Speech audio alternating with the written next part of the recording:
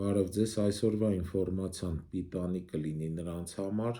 ովքեր ցանկանում են ձեռք բերել էլեկտրոնային ստորագրություն։ Ինչի համար է սա անհրաժեշտ, օրինակ, հարկային հաշվետվությունները հանձնելու համար։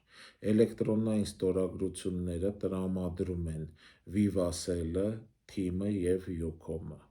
Բայց ստեղ մի հատ պահ կա։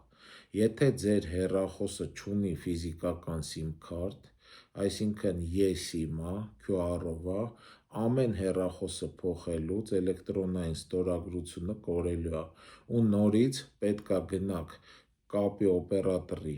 գրասենյակ և վերականգնեք։ Եթե ձեր հեռախոսը ունի ֆիզիկական SIM-քարտ, ինքը չի կորի ու կպահպանվի։